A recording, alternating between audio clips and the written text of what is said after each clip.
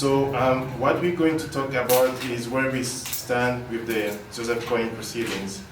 And what I would like to say is that we all know that Joseph Kony has been evading justice for 19 years now, since the warrant of arrest was issued against him by the judges of the ICC.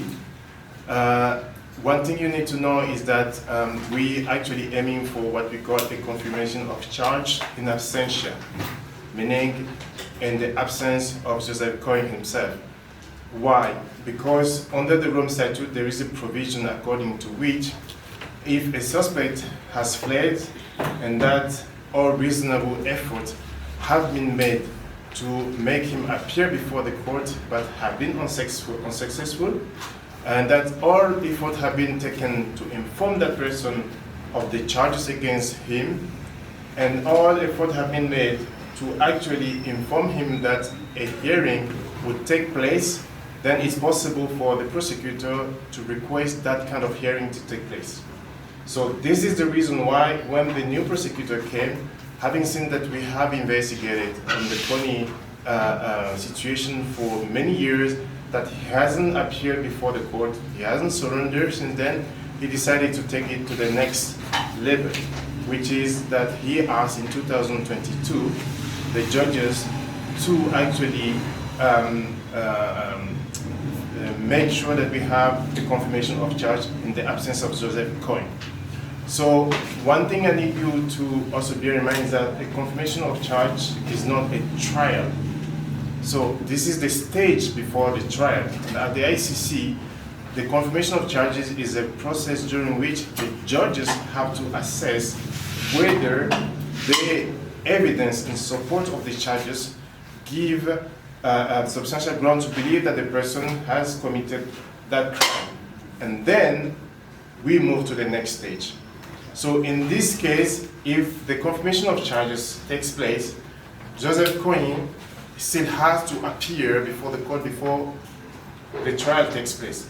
But one thing is for sure, with the confirmation of charges, if the charges are confirmed by the judge, it means that immediately or directly after Joseph Kony surrenders or is arrested, then the trial will start. We don't need to go through a confirmation process again. Now, what does it entail? It requires the parties, meaning the office of the prosecutor, the defense, and the representative of the victims, to actually make oral submission to the judge. And as you have seen in the ongoing case, confirmation of charge hearing just takes a few days. And during those few days, it's also possible to call witnesses to testify. So at the stage where we are, last month, in October, the judge have agreed to move forward with a hearing on the confirmation of charges in the course of 2025. They have yet to decide which dates. They also have to decide what would be the modalities of participation of victims in that process. So what I can say is that we are still waiting for that decision to take place. And once a decision is made, obviously, we look forward to again engaging with you about what will be the way forward. Having the hearing on the confirmation of charge taking place here is important to victims. Why we chosen to go that way? I think everybody knows that the court sits at over 6,000 kilometers from here, and that over the years there has been, I would say, requests from the community to see the court closer to them. And for us, again, I've heard many people saying this trial, it is not a trial yet. It's just the confirmation of charge here. And the reason why we believe it would be good to have that taking place here is that indeed they bring the court closer to the communities affected by the crimes of the LRA and Joseph Kony.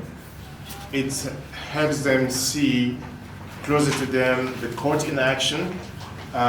Eventually we will have witnesses coming and testifying. It also gives the opportunity to the community to say that this is something the court takes seriously.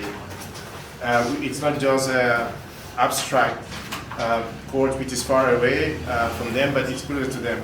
And they have the opportunity to have their voice heard as well, because they will have legal representative that have been going to the community to link with them, being there and speaking on their behalf, and they have this opportunity also to share the evidence in support of the charges that we have leveled against Joseph Kony. So it's very important for the community, and when we have been visiting Northern Uganda in the past few days, they were very supportive. They want to see that happening here. When we move to the trial, that will be another consideration, whether we will be making similar requests for part of the trial to take place here. We're not there yet, but I think it's something that is important. And you may recall that when Ongwen was facing trial, there have been many calls to have him brought back here in Uganda. So, to the question, whether we will be having a court that looks like the one in The Hague, not necessarily. We're not going to have, whether it's Gulu or Lira, or it's where the court transform as to reach the same level as what you have in The Hague. But we will try to see how that would be, that can accommodate the court hearing. And this is not within our expertise. It will be the registry that would come, talking with the Ugandan stakeholders to see how that can be done to make sure that the court hearing can take place here. So it is something that still needs to be looked into.